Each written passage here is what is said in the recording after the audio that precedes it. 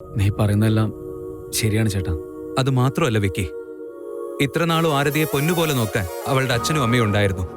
അവർക്ക് അവളാണ് എല്ലാം. പക്ഷെ കല്യാണം കഴിഞ്ഞ അതേ പെൺകുട്ടി നമ്മുടെ വീട്ടിലേക്ക് വരുമ്പോ നമ്മുടെ വീട്ടിൽ ചിലപ്പോ അങ്ങനെ ആയിരിക്കണമെന്നില്ല. ഒരു പെൺകുട്ടി കല്യാണത്തിന് മുമ്പ് അവളുടെ ഇഷ്ടത്തിനാണ് ജീവിക്കുന്നത്. കല്യാണം കഴിഞ്ഞ ശേഷം അവള് വേറെ ആൾക്കാരുടെ ഇഷ്ടത്തിന് ജീവിക്കാൻ തുടങ്ങും. അവള് ധരിക്കുന്ന വസ്ത്രം, അവള് കഴിക്കുന്ന ഭക്ഷണം, അവളെ ഇഷ്ടപ്പെട്ട് കാണുന്ന TV പ്രോഗ്രാം, അവളുടെ ആഗ്രഹങ്ങൾ, അവളുടെ ലക്ഷ്യം, സ്വപ്നങ്ങൾ എല്ലാം നാളെ മാറിപ്പോവും വിക്കി. ഞാനീ പറഞ്ഞതൊക്കെ ചെറിയ കാര്യമാണെന്ന് എനിക്ക് തോന്നിയേക്കാം. ഇതൊക്കെ ഒരാളുടെ വ്യക്തിത്വത്തെ മാറ്റുന്ന കാര്യങ്ങളാ. അവളുടെ സ്വാതന്ത്ര്യം പോലും നാളെ നഷ്ടപ്പെട്ടേക്കാം. എന്തേലും പ്രശ്നം വന്ന ആദ്യം അവൾക്കായിരിക്കും കുറ്റം. നമ്മുടെ സമൂഹം പോലും അവളെ വെറുതെ വിടില്ല. ഭർത്താക്കന്മാർക്ക് അങ്ങനെ പ്രത്യേകിച്ച് മാറ്റമൊന്നും വരില്ല. പക്ഷെ കല്യാണം കഴിഞ്ഞ് വരുന്ന പെൺകുട്ടിക്ക് ഒന്ന് ചിന്തിക്കാൻ പോലുള്ള അവകാശം നിഷേധിക്കപ്പെടുക. അവളുടെ ലോകം തന്നെ മാറിപ്പോവാ. അതുകൊണ്ടാണ് ഞാൻ പറഞ്ഞേ, നീ ആരതിക്ക് എത്രത്തോളം കംഫർട്ട് സോൺ കൊടുക്കുന്നോ നീ അത്രയും നല്ലൊരു ഭർത്താവും. അവളുടെ സ്വന്തം വീട്ടിൽ എങ്ങനെയാണോ അവൾ ജീവിച്ചത്, നമ്മുടെ വീട്ടിലും അവളെ നീ അതിനേക്കാൾ മേലെ നോക്കണം. നീ നോക്കുമല്ലോ അല്ലേ?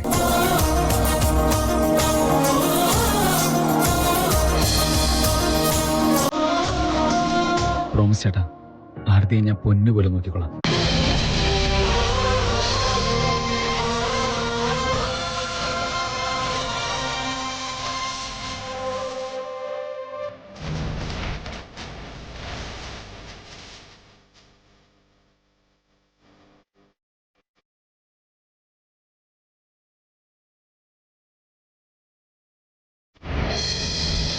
നിങ്ങൾ രണ്ടാളും വന്ന് മെഹന്തി ഇട്ടോളൂ.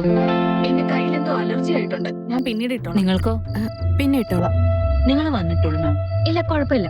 ഞാൻ പിന്നെ എപ്പോഴെങ്കിലും ഇട്ടോളാം. പിന്നെ എപ്പോഴാ? ഇപ്പൊ തന്നെ ഇട്ടേക്കാം.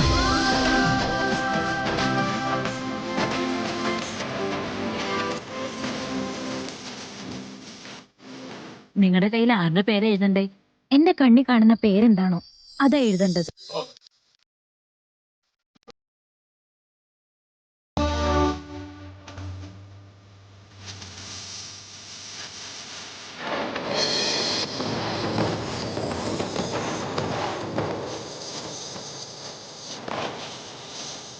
എനിക്കൊന്നും കാണുന്നില്ല.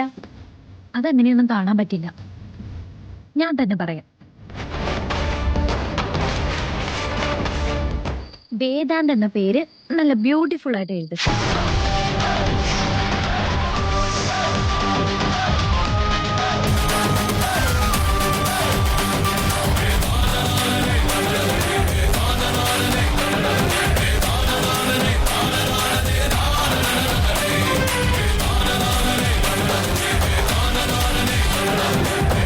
സത്യസന്ധമായിട്ട് പ്രണയിക്കുന്നവരുടെ ഇടയിൽ ആർക്കും വരാൻ പറ്റില്ല സാഹിത്യം. അതെനിക്ക് വിധിച്ച പ്രണയമാണെങ്കിൽ പറിച്ചെടുത്തോണ്ട് പോകാൻ ആർക്കും പറ്റില്ല.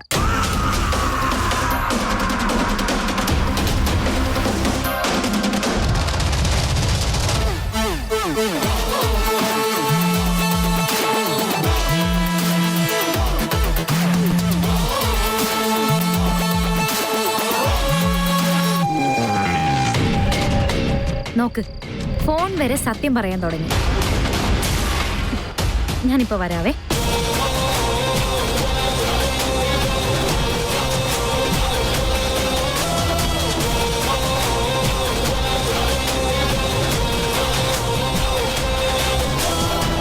പറയൂ ബോസ്. ഹായ് അമൂല്യ, സുഖമായിട്ടിരിക്കുന്നോ?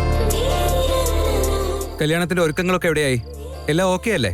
എന്തോന്ന് സുഖാണോന്നോ? അത് ഇവന്റെ വായിന്ന് ഇങ്ങനെയൊക്കെ വരുവോ? അത് ഫോണില് വിളിച്ച്. അല്ല, മാസങ്ങളായിട്ട് കാണാറേ ഇല്ലാത്ത പോലെയാണല്ലോ ഓരോന്ന് ചോദിക്കുന്നേ. ഹലോ, നീ കേൾക്കുന്നുണ്ടോ? ആ, കേക്കുന്നുണ്ട്. എല്ലാം നല്ല രീതിയിൽ നടക്കുന്നുണ്ട്. ഇന്ന് മൈലാഞ്ചി കല്യാണം, നാളെ ഹൽദി, അത് കഴിഞ്ഞ് ബാക്കി ചടങ്ങൊക്കെ. എന്തായാലും റിസോർട്ടിലേക്കാണല്ലോ വരുന്നേ, അപ്പൊ നമുക്ക് കാണാം. ഓ അതെ അല്ലേ, സൂപ്പർ. ഞങ്ങളുടെ ഭാഗത്തുനിന്ന് എല്ലാം സൂപ്പറാ. അല്ല, ഇപ്പൊ എന്തിനാ വിളിച്ചേന്ന് പറ.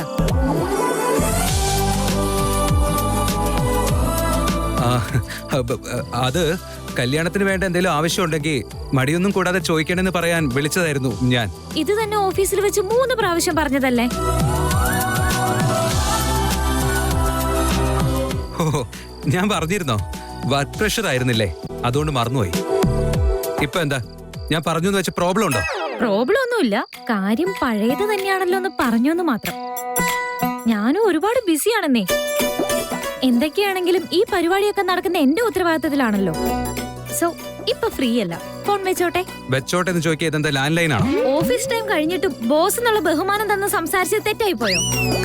തല ചൊറിയാൻ പോലും സമയമില്ലാതെ ഞാൻ ഒരു ടെൻഷനിലിരിക്കുമ്പോ വെറുതെ കോൾ ചെയ്ത് സമയം കളയുന്നോ? ഏയ് അതൊന്നുമല്ല. ആക്ച്വലി ഞാൻ വേറെന്തോ കാര്യം പറയാനാ വിളിച്ചേ.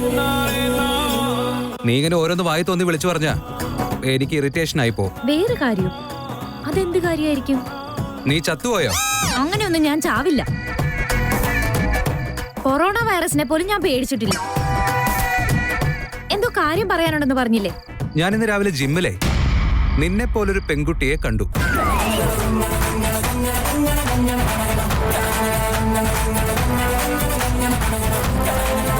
അപ്പോഴേ കോള് കട്ട് ചെയ്തായിരുന്നെങ്കിൽ കുറച്ച് സമയം കൂടെ ജീവിക്കായിരുന്നു. ആവശ്യമില്ലാത്ത ബിൽഡപ്പ് ഒക്കെ കൊടുത്ത് ഇവന്റെ മുമ്പിൽ ഞാൻ ആകെ പെട്ടല്ലോ. ദൈവമേ. ഞാൻ പറഞ്ഞ നീ കേട്ടോ? ആഹാ, കേട്ടു. ഞാൻ ജിമ്മിൽ പോയെന്നോ? അതിലൊരു ചാൻസും ഇല്ല. ഞാനും അങ്ങനെ തന്നെ വിചാരിച്ചത്. പക്ഷെ വിശ്വസിക്കാൻ പറ്റില്ല നിന്നെ. നീ അതും ചെയ്തു കളയും. അതുകൊണ്ട് നീ തന്നെയാണോ വന്നോന്നറിയാൻ ഞാനിപ്പോ കോൾ ചെയ്തത്. അപ്പൊ ആദ്യം എന്നോട് പറഞ്ഞത് കല്യാണത്തിന്റെ കാര്യം ചോദിക്കാനാ വിളിച്ചെന്ന്. യാ ഓഫ് കോഴ്സ്, അതും ചോദിക്കാനാ വിളിച്ചത്. ഐ മീൻ രണ്ടു. ശരി, ഓക്കെ, ബൈ. എങ്ങനെയോ രക്ഷപ്പെട്ടു. എന്റെ സംസാരത്തിലൂടെ അവൻ കണ്ടുപിടിക്കുന്നതിന് മുമ്പേ പെട്ടെന്ന് തന്നെ ഞാൻ കോള് കട്ട് ചെയ്ത് എന്തായാലും നന്നായി. താങ്ക് യു ദൈവമേ. ഇന്ന് ഇവിടെ കണ്ടില്ലല്ലോ എന്നുള്ള വിഷമത്തിലാണ് ഞാൻ അവക്ക് കോൾ ചെയ്തത്. ആ പൊട്ടത്തേക്ക് മനസ്സിലായില്ലേ? ഭാഗ്യം. നിനക്ക് ഇഷ്ടമുള്ള പെണ്ണിന്റെ മുഖം കാണുമ്പോൾ നിന്റെ മുഖത്തൊരു കള്ളച്ചിരി വരും. എനിക്ക് എന്താ പറ്റിയത്?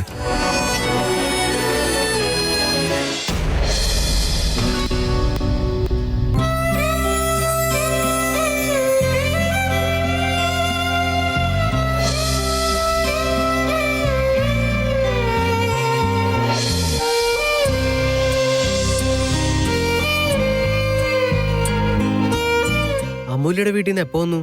ഞാൻ നേരത്തെ വന്നു സിദ്ധാർത്ഥ്. ഓ, നീ വന്ന കാര്യം ഞാൻ അറിഞ്ഞില്ല. ഞാൻ വന്നിട്ട് നേരെ മുറിയിലേക്ക് വന്നത്. അതുകൊണ്ടാ എന്നെ കാണാഞ്ഞ്.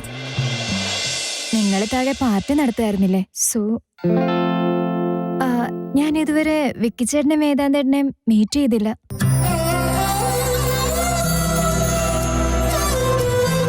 നീ അമൂല്യയുടെ വീട്ടിൽ നിന്ന് വന്നതിന് ശേഷം ഭയങ്കര ഡള്ളായിരിക്കാണല്ലോ ആദ്യ. അങ്ങനെയൊന്നുമില്ല സിദ്ധാർത്ഥ്. എനിക്ക് മനസ്സിലാവുന്നുണ്ട്. പാർട്ടിയുടെ ഇടയിൽ നിന്റെ കോൾ എടുക്കാത്തതുകൊണ്ടല്ലേ നിനക്ക് ഇത്ര ദേഷ്യം? ആക്ച്വലി അവിടെ മ്യൂസിക് ലൗഡായിരുന്നു. കോൾ എടുത്തിരുന്നെങ്കിലും കേൾക്കില്ലായിരുന്നു. ഇല്ല സിദ്ധാർത്ഥ്, ഞാൻ അതിനല്ല വിഷമിച്ചിരിക്കുന്നത്. പിന്നെ നിനക്ക് എന്തു പറ്റി ആദ്യ? എന്തിനാ ഇങ്ങനെ വിഷമിച്ചിരിക്കുന്നേ? എന്താ കാര്യം എന്നോട് പറഞ്ഞൂടെ?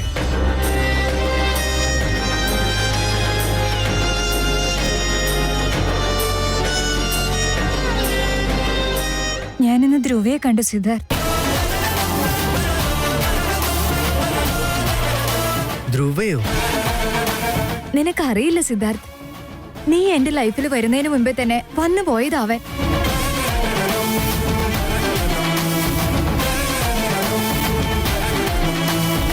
അമ്മയെ പോലെ തന്നെ ചേച്ചി നീയും. എന്തിനാ ചേച്ചി മെഹന്തി നേരത്തെ തുടച്ചു കളഞ്ഞേ? ഇനി കുറച്ചുകൂടെ വെച്ചിരുന്നെങ്കിൽ നല്ല ഡാർക്ക് ആവില്ലായിരുന്നോ? നീ തുടച്ചു കളഞ്ഞൊന്നും പോരാ, ഞങ്ങളെ കൊണ്ടും കളയിപ്പിച്ചു. ഒന്ന് പോടി അവിടുന്ന്. മെഹന്തി ഇട്ടെന്ന് കരുതിയിട്ട് നാളെ രാവിലെ വരെ ഇട്ടുകൊണ്ട് നടക്കാൻ പറ്റുമോ? വീട്ടിലെ പണികളൊക്കെ ആരാ ചെയ്യാ? അമ്മയെ കൊണ്ട് ഒറ്റയ്ക്ക് ചെയ്യാൻ പറ്റുമോ? അതുകൊണ്ടാ തുടച്ചു കളഞ്ഞത്. എന്റെ പൊന്നു ചേച്ചി, കല്യാണം നിന്റെയാ. അത് മറന്നുപോയോ? അതൊക്കെ എനിക്ക് നന്നായിട്ട് അറിയാം. അഞ്ചു എന്താ എന്നോട് പറഞ്ഞെന്നറിയോ? എന്താ പറഞ്ഞത്? അവൾ എന്നോട് പറഞ്ഞത് കല്യാണം കഴിഞ്ഞ് പോകുന്നത് വരെ അവളെ നിന്നോട് വഴക്കിന് വരില്ലാന്ന്. കാരണം നിങ്ങൾ രണ്ടാളും വഴക്കുണ്ടാക്കി അത് കാണുമ്പോ എനിക്ക് വിഷമാവില്ലേ? ഓ, ഡ്രാമ ക്യൂൻ. എന്തായാലും നല്ല രീതിയിൽ നാടകം കളിക്കുന്നുണ്ട്. എന്നാലും സാരമില്ല, കല്യാണം കഴിയുമ്പോഴേക്കും അവളെ അടിച്ചൊരു മൂലയിലാക്കണം. അവളെ കുനിച്ചു നിർത്തിയിട്ട് അവളുടെ കഴുത്തിൽ കാല് വെച്ച് തൊഴിക്കുന്നു. തോന്നിയ നല്ല ബുദ്ധി നിനക്ക് തോന്നുന്നില്ലല്ലോ. അല്ല എന്റെ പൊന്നു ചേച്ചി, സ്നേഹ കൂടുതലുള്ളത് കൊണ്ടാ കൂടുതൽ വഴക്കിടുന്നത്. നമ്മുടെ മുതുക്കിയ വേദാന്തേട്ടനെയും പോലെ. ഒരു ചെറിയ ഗ്യാപ്പ്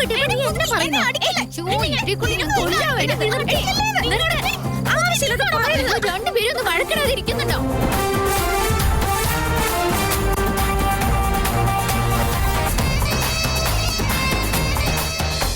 അമ്മ സാഹിത്യ വീട്ടിലേക്ക് വന്നോണ്ടാണോ നീ വിഷമിച്ചിരിക്കുന്നത്? ചേച്ചി, ഇത് എന്നെ പറ്റി ആലോചിക്കേണ്ട സമയമൊന്നും അല്ല.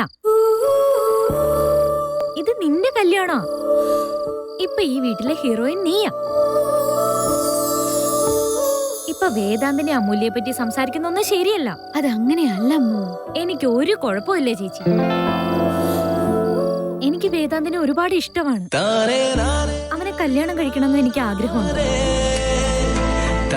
എന്ന് കരുതി പിടിച്ചു വാങ്ങുന്ന ടൈപ്പ് ക്യാരക്ടർ ഒന്നും അല്ല ഞാൻ. അതെല്ലാം ശരി തന്നെയാ. എന്നാലും ഒരെന്നാലും ഇല്ല, ഒന്നുമില്ല. വീണ്ടും അതും ഇതും പറഞ്ഞ് ആ കാര്യത്തെ പറ്റി ഇനി സംസാരിക്കാൻ പാടില്ല. നിന്റെ കല്യാണത്തിന് കളിച്ചും ചിരിച്ചും സന്തോഷിച്ചും ജോളിയായിട്ടിരുന്നാ മതി. ഇതാണ് വാക്ക്. എടി മുതുക്കി, നീ നാളെ ജിമ്മിൽ പോകുന്നുണ്ടോ? ഏർലി മോർണിംഗ് 1 മണിക്കൂറത്തെ കാര്യല്ലേ, പോയിട്ട് വരാം. നീ എന്താ മൈലാഞ്ചി ഇടാതിരുന്ന അമ്മു? അയ്യോ, ഓരോ ജോലി തിരക്കിൽ മൈലാഞ്ചി ഇടുന്ന കാര്യം മറന്നുപോയി ചേച്ചി. ആ അത് പോട്ടെ, അഞ്ചു എവിടെ? അവിടെ എവിടെങ്കിലും പോയിരുന്ന് പഠിക്കുന്നുണ്ടാവും. അല്ലടി, ഫംഗ്ഷന് വേണ്ടി ഉണ്ടാക്കിയ ലഡുവില് പകുതി നീ കഴിച്ചു തീർത്തു ഞാൻ അറിഞ്ഞല്ലോ. വേറെ ആരാ അഞ്ചു തന്നെ? ആ അഹങ്കാരി എന്നെ കുറിച്ച് ഉള്ളതും ഇല്ലാത്തതൊക്കെ പറഞ്ഞു നടക്കും അല്ലേ. ഒരു ജിലേബിയാ കഴിച്ചത്, എന്നിട്ട് അവള് പറഞ്ഞു ഞാൻ മൊത്തം കഴിച്ചെന്ന്. എങ്കിൽ അവളെ ഞാൻ വെറുതെ വിടില്ല. എന്നാ അവനിപ്പോ അമൂല്യയുടെ വീട്ടിലുണ്ട്. ബട്ട് ധ്രുവിനെ പറ്റി നീ ഓൾറെഡി എന്നോട് പറഞ്ഞതാ. എന്നാലും വേദാന്തു അവനും തമ്മില് അത് തന്നെ, ഈ വഴക്ക് കാരണം അവൻ കല്യാണത്തിന് പോലും വരാത്തെ. നമ്മുടെ കല്യാണത്തിനും അത് തന്നെ കാരണം. ഞാൻ മനസ്സിലാക്കിയെടുത്തോളം വിക്കി ചേട്ടനാണ് ആരതിയെ കല്യാണം കഴിക്കുന്നെന്ന് ധ്രുവയ്ക്ക് തീരെ അറിയില്ലെന്ന് തോന്നുന്നു. വേദാന്തിനെ പോലെ തന്നെ അഭിമാനമുള്ള ആളവൻ. ഈ കാര്യങ്ങളെല്ലാം അറിഞ്ഞു കഴിഞ്ഞാൽ എന്താ ഉണ്ടാവാന്ന് എനിക്കറിയില്ല. എല്ലാം ഓർത്തിട്ട് തന്നെ എനിക്ക് പേടിയാവുന്നു. വേദാന്ത ചേട്ടനെങ്ങാനും ഈ കാര്യങ്ങൾ അറിഞ്ഞ അവനും ഇനി എന്താ ചെയ്യാൻ പോകുന്നെന്ന് പറയാൻ പറ്റില്ല. എല്ലാം ശരിയാവാതിയാ, നീ ഒന്നുകൊണ്ട് പേടിക്കണ്ട. നമ്മൾ അങ്ങനെ വിചാരിച്ചിരിക്കും, എന്നാ ഈ കാര്യത്തിൽ ഒന്നും നടക്കാൻ പോണില്ല. നെഗറ്റീവായിട്ട് ഇപ്പൊ ഒന്നും ചിന്തിക്കണ്ട. എന്റെ പൊന്നു മോളുടെ കണ്ണു നിറഞ്ഞിരിക്കുന്നത് എനിക്ക് കാണാനേ ഇഷ്ടമല്ല. എന്റെ കൺമുൻപിൽ നീ ഉള്ളപ്പോഴെല്ലാം നീ ചിരിച്ചുകൊണ്ടേയിരിക്കണം. കമോൺ, ചീറപ്പ്. ഇത്രയുള്ളൂ കാര്യം. ഇപ്പൊ ഇമ്പോർട്ടന്റ് ആയിട്ട് നമുക്കൊരു കാര്യം ചെയ്യാനുണ്ട്. അതെന്താ? എന്താണെന്നോ, വിക്കിയുടെ റൂമിൽ പോയിട്ട് അവനെ ശല്യം ചെയ്യണ്ടേ?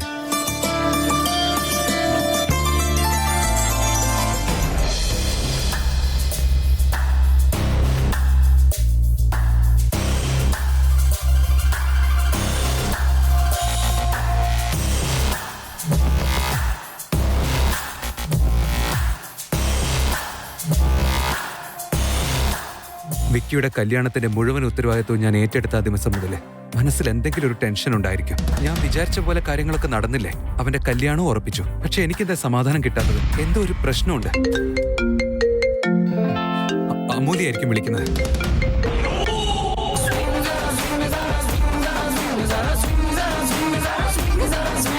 ആദ്യം അമൂല്യയെ കണ്ട് ഇനിയുള്ള പ്ലാൻസ് എന്താന്ന് ചോദിച്ചറിയണം. അല്ല, പ്ലാനിങ് എല്ലാം കഴിഞ്ഞതല്ലേ, പിന്നെ എന്തിനാ ഞാൻ അമൂല്യെ മീറ്റ് ചെയ്യണമെന്ന് വിചാരിക്കുന്നത്?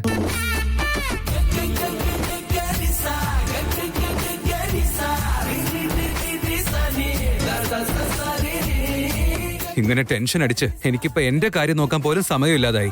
ഞാനിനി എന്തിനാ ടെൻഷൻ അടിക്കുന്നത്? വിക്കിയുടെ കല്യാണം ഉടനെ നടക്കും. പിന്നെ ഇനി എന്താണ് നിനക്ക് പ്രോബ്ലം? എപ്പോഴും ഇങ്ങനെ മുഖം വീർപ്പിച്ചോണ്ട് നടക്കാതെ നിനക്കൊന്ന് ചിരിച്ചോണ്ട് നടന്നാ എന്താ പ്രശ്നം? അമൂല്യെ പറ്റി ആലോചിക്കുമ്പോ ഞാൻ ചിരിക്കുന്നുണ്ടല്ലോ, അതൊരു ശീലമാക്കിക്കൂടെ നിനക്ക്?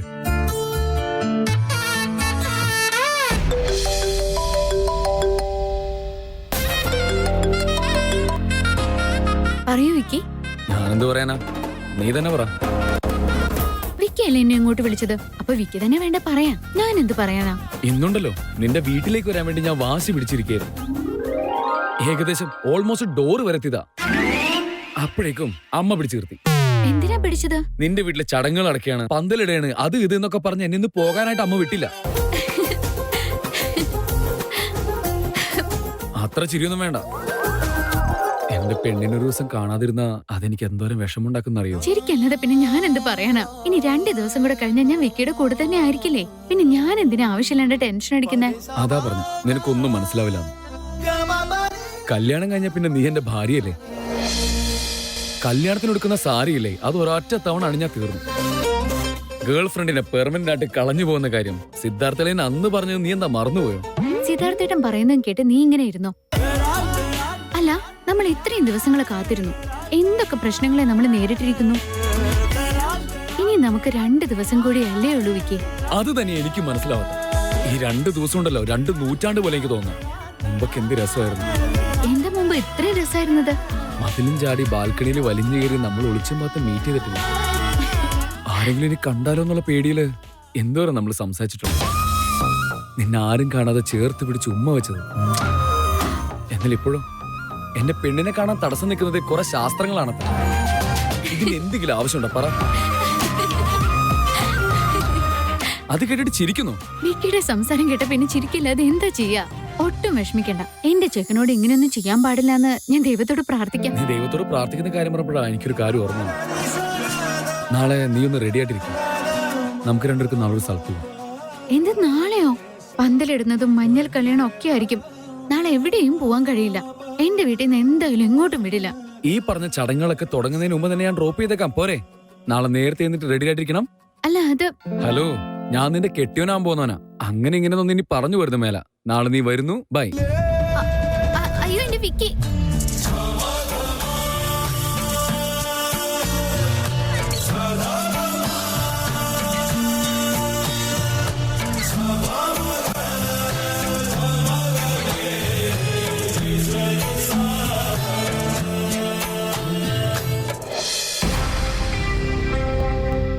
നീ ഇവിടെ എന്താ ചെയ്യുന്നേ? ഉറങ്ങുന്നില്ലേ? ഇല്ല, ഉറക്കം വരുന്നില്ല സിദ്ധാർത്ഥ്. അങ്ങനെയാണെങ്കിൽ നീ എന്റെ കൂടെ വാ. ആദ്യം അവിടെയുണ്ട്. ഞാൻ പോന്നപ്പോ ലൈറ്റ് ഓഫ് ചെയ്തിരുന്നു. ചിലപ്പോ ഉറങ്ങിപ്പോയി കാണും. വാ, നമുക്ക് പോയി നോക്കാം. വാ.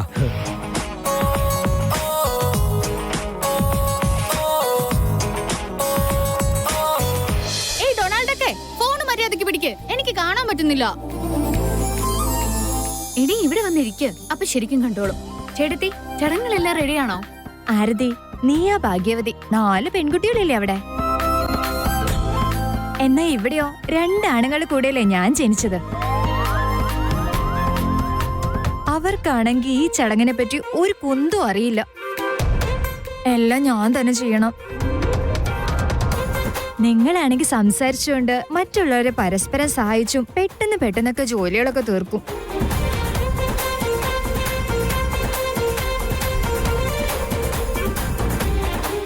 അയ്യോ, അതൊക്കെ വെറും തോന്നല. റിയാലിറ്റി ഇതൊന്നും അല്ല. ഇപ്പൊ നോക്ക്, മനസ്സിലാവും. എടി പൊട്ടിക്കാളി, നാളെ ഒരാളുടെ ഡ്രസ്സൊക്കെ എവിടെ ഇരിക്കുന്നത്? അതവിടെ താഴെ എവിടെ ഉണ്ടെന്നാ തോന്നുന്നേ. ആണോ? അഞ്ജു എവിടെ? അല്ല, അവൾ ലഡു എടുത്തോണ്ട് വരാന്ന് പറഞ്ഞിട്ട് 1/2 മണിക്കൂറായല്ലോ. ഇതുവരെ വന്നില്ല. കണ്ടില്ലേ ഏട്ടത്തി, ഇതുങ്ങളൊക്കെ കുട്ടികളാ.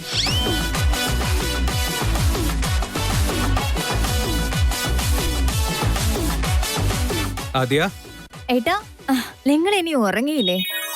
ഹായ്. ഹായ്.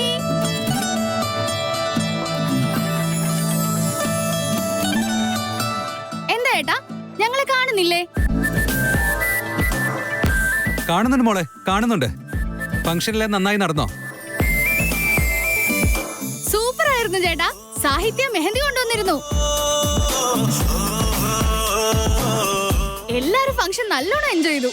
വാട്ട്? സാഹിത്യം വന്നിരുന്നു അവിടെ? അവിടെ എന്തിനാ അങ്ങോട്ട് പോയത്? ചേട്ടാ, അവിടെ എല്ലാരും ഹൽദിക്ക് റെഡിയാണോ? ഇവിടെ എന്താ റെഡി ആവാനുള്ളേ? എല്ലാം ഓൾറെഡി അറേഞ്ച് ചെയ്ത് കഴിഞ്ഞു. അതൊക്കെ അവിടെ നടക്കും. ബാക്കിയുള്ളവരൊക്കെ ഇവിടെ? അച്ഛനും അമ്മയൊക്കെ ഉറങ്ങിയിട്ടുണ്ടാവും ഏട്ടാ. വിളിക്കണോ ചേട്ടാ? അയ്യോ, വേണ്ട വേണ്ട വേണ്ട. അവർ ഉറങ്ങിക്കോട്ടെ, പാവം. അവരെ എണീപ്പിക്കൊന്നും വേണ്ട. അവര് റെസ്റ്റ് എടുക്കട്ടെ. അല്ല, അച്ഛനും അമ്മയൊക്കെ ഉറങ്ങിന്ന് പറഞ്ഞിട്ട് നീ എന്തിനാ അവിടെ കിടന്ന് ഇങ്ങനെ ഒച്ച വെക്കുന്നേ? അവർക്ക് ഡിസ്റ്റർബൻസ് ആവില്ലേ? അങ്ങനെ പറഞ്ഞു കൊടുക്കേട്ടാ. ഞാൻ ഇവളോട് പറഞ്ഞു മടുത്തു. ഞാൻ പറയുന്നതുകൊണ്ട് തലേ കേറില്ല. നിന്നിങ്ങനെ എനിക്ക് കാണാതിരിക്കാൻ പറ്റുന്നില്ല കേട്ടോ. ഏയ്, നീ എന്തിനാ ഇങ്ങോട്ട് വന്നേ? ആരതിയെ കാണാൻ പാടില്ല. പോ, ഇത് ചീറ്റിംഗോ? നേരിട്ട് കാണാൻ പാടില്ലെന്ന് പറഞ്ഞോളൂ. വീഡിയോ കോളിൽ കാണല് കുഴപ്പമൊന്നുമില്ല. അതിലൊരു പ്രശ്നമില്ല. അങ്ങനെ അല്ല വിക്കി ചേട്ടാ. 2 ആളും കാണാൻ പാടില്ലെന്ന് പറഞ്ഞാ കാണാൻ പാടില്ല. അയ്യോ, നീ ഇതൊന്നും എടുത്ത് മാറ്റിയേ. ആഹാ ചേച്ചി, അവിടത്തെക്കാൾ ആഗ്രഹം നിനക്കാണല്ലോ കാണാനായിട്ട്. പ്രായത്തിൽ കവിഞ്ഞ് സംസാരിക്കാതെ. ഹലോ, എനിക്ക് വോട്ട് ചെയ്യാനുള്ള പ്രായമൊക്കെ ആയി. അതായത് എല്ലാം മനസ്സിലാവും അർത്ഥം. ആണോ? ഇന്ന് എത്രയും വേഗം ഈ കാര്യം പറഞ്ഞ നിന്റെ കല്യാണം നടത്താൻ ഓ, പറയാം. എത്ര നല്ല ചേച്ചി. എന്റെ തങ്കക്കുളവാ ചേച്ചി. നീ എന്തൊക്കെയാ പെണ്ണെ വിളിച്ചു പറയുന്നത്? ആദ്യ കൈയെടുക്ക്. അളിയ, നിങ്ങളും കൂടെ. ആ കഴുതയെ കാണുന്നില്ലല്ലോ. ഇവിടെ എവിടെ പോയി കിടക്കുക? ആരതി, നാളെ ഏത് സാരി എടുക്കുന്നതെന്നും കാണിച്ചേ. അത് അമ്മു അയൺ ചെയ്തോണ്ടിരിക്കാം. ഒരു മിനിറ്റ് ഞാൻ കാണിക്കാവേ. അമ്മു ഇങ്ങോട്ട് കൊണ്ടുവന്നേ. ചേട്ടാ ഇതൊന്ന് പിടിച്ചേ. ഇവനെ ഞാൻ ഒന്ന് കൈവിട്. ടണ്ടടേൻ. ഇവിടെ തന്നെ ഉണ്ടല്ലോ.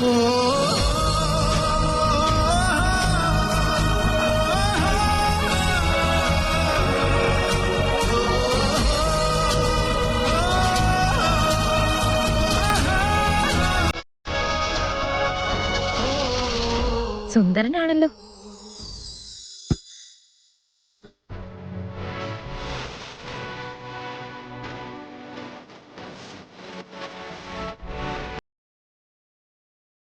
ആരതി, സാരി സൂപ്പർ ആയിട്ടുണ്ട്. അമ്മ സെലക്ട് ചെയ്ത ചേച്ചി.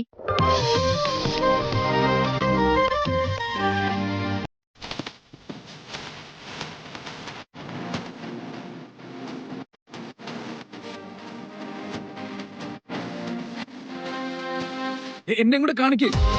നോ വേ, ചാൻസേ ഇല്ല. Not allowed. സമ്മതിക്കണ്ട ഏട്ടത്തി, ശരിയാവില്ല. Yes yes. Okay bye. ആദ്യ ഫോൺ എന്തിനാ കട്ട് ചെയ്തത്? ഇവന്റെ ശല്യം കൂടുതലായി, അതുകൊണ്ടാ. ഞാൻ എന്തിനാ ഈ കള്ളച്ചെക്കിനെ കാണുമ്പോഴേക്കും ബ്ലാങ്ക് ആയി പോകുന്നേ?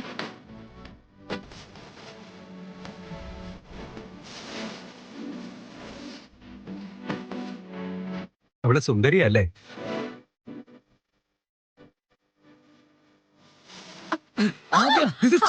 കല്യാണത്തിന് ഇനി അധികം ദിവസമില്ല. ദിവസത്തിനൊന്നുകൂടെ യാതൊരു പ്രസക്തിയും ഇല്ലാതെയാ. സ്നേഹം ഉണ്ടെങ്കിൽ സ്നേഹിക്കുന്നവരെ ഇടയ്ക്കിടയ്ക്ക് ഒന്ന് കാണണമെങ്കിലും തോന്നും. അതിന്റെ ഒരു സന്തോഷം വേറെ തന്നെയാ, അല്ലേ അളിയാ? എക്സാക്ട്ലി. ചേട്ടൻ അമൂല്യനെ ഇങ്ങനെ തെരഞ്ഞു പോകാറില്ലേ, അതുപോലെ. എടാ വിക്രാന്ത്, വാട്ട് നോൺസെൻസ്. നിന്റെ കല്യാണം ആവാനായി. ഇനി ഈ കുട്ടികളെയൊക്കെ നിർത്തിക്കോ.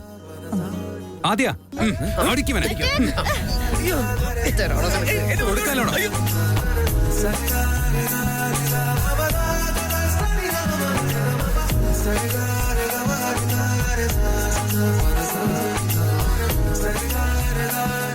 ഏയ് മുതുക്കി, ഫോൺ കട്ടായിട്ട് എത്ര നേരമായി? ഫോൺ കണ്ടായത് എന്താ? എനിക്ക് മനസ്സിലായില്ലെന്ന് വിചാരിച്ചു. ഉറപ്പായിട്ട് മനസ്സിലായില്ല. നീ സ്വപ്ന ലോകത്തായിരുന്നു. ഞാൻ സ്വപ്ന ലോകത്തായിരുന്നു. നിനക്ക് എങ്ങനെ അറിയാം? അറിയാം, നീ വേദാന്തേട്ടനെ സ്വപ്നം കാണുമായിരുന്നു. എന്താണ് പറഞ്ഞത്?